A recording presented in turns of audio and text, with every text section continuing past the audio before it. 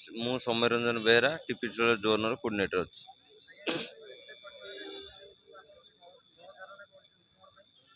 ଆମର ଏଇ ଗଣଧାରଣା ଆଜିକି 8 ଦିନରେ ପଦାର୍ପଣ କରୁଛି। ଏ ଗଣଧାରଣା ଜୀବନ ଜୀବିକାର ଲଢ଼େଇ ପାଇଁ ଯେ ଟାଟା ପାୱାର ର ଯେଉଁ ମନମାନି 10,000 ନିରୀହ ଶ୍ରମିକ ମାନଙ୍କୁ ସେ ଛଟେଇ କରିଛି। ଆଉ ଆ ଦେହରେ ମୁଖ୍ୟ ଭୂମିକା ଲିଭଉଛନ୍ତି ଆମର ORC ଚେୟାରମ୍ୟାନ୍ ପ୍ରଦୀପ ଜେନା। ଆମର ଦାବି ମାନେ କିଛି ବଡ଼ ଘୋଡ଼ା ହାତୀ ନୁହେଁ। ଆମର ଦାବି ରହିଲା ଯେଉଁମାନଙ୍କୁ ଟର୍ମିନାଲ ଲେଟର ପଠାଇଛନ୍ତି ତାକୁ ତୁରନ୍ତ ୱିଡ୍ର କରିବେ। ଆଉ ପୂର୍ବରୁ ଯେଉଁ ପିଲାମାନଙ୍କୁ ଛଟେଇ କରିଛନ୍ତି ତାଙ୍କୁ ପୁନଃ ନିଯୁକ୍ତି ତାଙ୍କୁ ଦେବେ ଯେ ଆପଣ କାଲିଠାରୁ ଯାଇକି ଡ୍ୟୁଟିରେ ଜଏନ୍ କରନ୍ତୁ।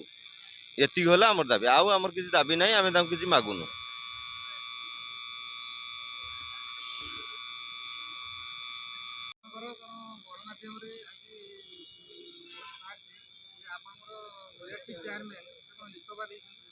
ହଁ, ପ୍ରଦୀପ ଜେନା ଆମେ ବାରମ୍ବାର ଦାବି କରୁଥିଲୁ, ଯେହେତୁ ଏ ନାଟକର ମୁଖ୍ୟ ଖଳନାୟକ ହେଉଛନ୍ତି ସିଏ ପ୍ରଦୀପ ଜେନା।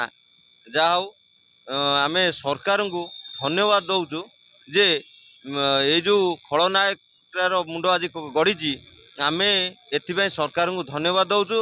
ଆଉ ତ ସଙ୍ଗେ ସଙ୍ଗେ ଆମେ କହୁଛୁ ସରକାରଙ୍କୁ ଆଉ ଗୋଟେ ନିବେଦନ କରୁଛୁ, ତାଙ୍କର ଭିଜିଲାନ୍ସ ଇନକ୍ୱାରି କରାଯାଉ। ସିଏ ଟାଟା ପାଖରୁ କେତେ ପିସି ନେଇଛନ୍ତି, ତାଙ୍କର ଯେଉଁ ଫାର୍ମ ହାଉସ୍କୁ ଦିଆଯାଇଛି ଯେଉଁ ଅହେତୁକ ଅନୁକମ୍ପା, ସେ ବିଷୟରେ ଟିକେ ତଦନ୍ତ କରନ୍ତୁ। ଏଇଟା ଆମର ଦାବି।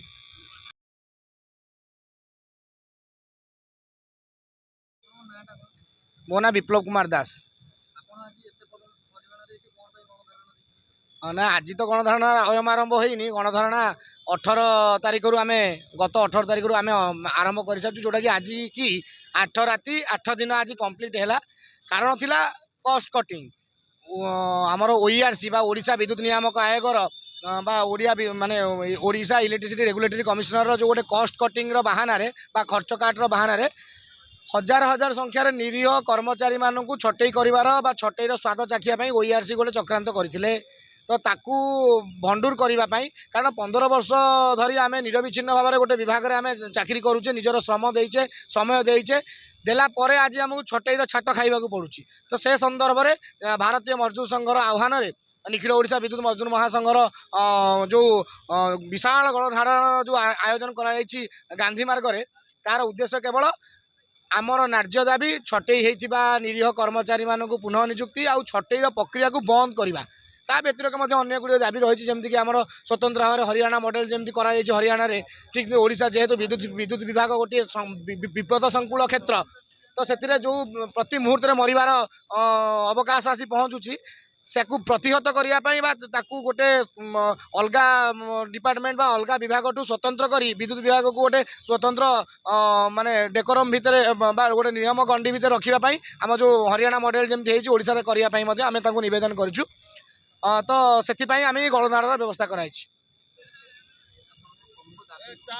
ଦାବି ହେଲା ଏଇଆ ଯେ ନିରୀହ କର୍ମଚାରୀମାନଙ୍କୁ ବିନା କାରଣରେ ଯେଉଁ ଛଟେଇ କରାଯାଇଛି, ସେଇ ଛଟେଇ କର୍ମଚାରୀଙ୍କୁ ପୁନଃ ନିଯୁକ୍ତି, ଆଉ ଯେଉଁ ଆଗକୁ ହେବାକୁ ଯାଉଛି ଯେଉଁ ଛଟେଇର ପ୍ରଥା ଯେଉଁ କରୁଛନ୍ତି ବର୍ତ୍ତମାନ ପ୍ରାୟ ଆପ୍ରୋକ୍ସିମେଟଲି 10,000ରୁ 12,000 ନିରୀହ କର୍ମଚାରୀଙ୍କୁ ସାରା ଓଡ଼ିଶାରେ ବା 4ଟା ଡିସ୍କମ୍ରେ ଛଟେଇ କରିବାର ଯେଉଁ ଗୋଟେ ପ୍ରାବଧାନ ସୃଷ୍ଟି କରାଯାଇଥିଲା, ତ ତାକୁ ପ୍ରତିହତ କରିବା ପାଇଁ ବର୍ତ୍ତମାନ ସୁଦ୍ଧା 3,600 ସମଥିଙ୍ଗ ଆମର କର୍ମଚାରୀଙ୍କୁ ଲେଟର ହେଇସାରିଛି।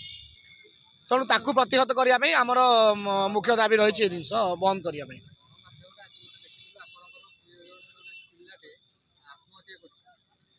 ହଁ, ସେଇ କଥା ଆପଣ ଯେଉଁ କହୁଛନ୍ତି, ଆମର ଜଣେ ଭାଇ, ସିଏ ଏଇଟା ବାସ୍ତବତା ତ ଗବେଷଣା ସାପେକ୍ଷ, କିନ୍ତୁ ଆମେ ଯାହା ମାନେ ତଥ୍ୟରୁ ଯେତିକି ସଂଗ୍ରହ ହେଇଛି ଯେ ମାନସିକ ଭାରସାମ୍ୟ ହରେଇ ବସି ଏଇ ଯେଉଁ ପରିସ୍ଥିତି, ଯେଉଁ ବାତାବରଣ, ଯିଏ ନାହିଁ ସିଏ ଆଜ୍ଞା ବ୍ୟତିବ୍ୟସ୍ତ ହେବା ସ୍ୱାଭାବିକତା। କାରଣ ମୁଣ୍ଡରୁ ଯେତେବେଳେ ଛାତ ପଳେଇବ, ପେଟରେ ଭୋକକୁ ପାଟିର ମାନେ ଯେଉଁ ଲାଳ ବା ପାଟିର ଅଠା ମାରି ଯାଉଥିବା ପରିସ୍ଥିତିରେ କିଏ ବା ଯିଏ ବା ଭଲ ଲୋକଟେ ମଧ୍ୟ ବ୍ୟତିବ୍ୟସ୍ତ ହେବ ବା ମସ୍ତିଷ୍କ ତାର ଭ୍ରମ ହେବ। ତ ଆମେ ଶୁଣିବାକୁ ଯାହା ପ୍ରଥମ ସ୍ତରରୁ ପାଉଛୁ ଯେ ଏହି କାରଣ ସକାଶେ ସିଏ ଆଜି ଗତକାଲି ଆତ୍ମହତ୍ୟା କରିଛନ୍ତି। ତେଣୁ ଆମେ ଚାହୁଁନୁ ଯେ ଏହି ପରିସ୍ଥିତି ଆଗକୁ ବଳବତ୍ତର ରହୁ।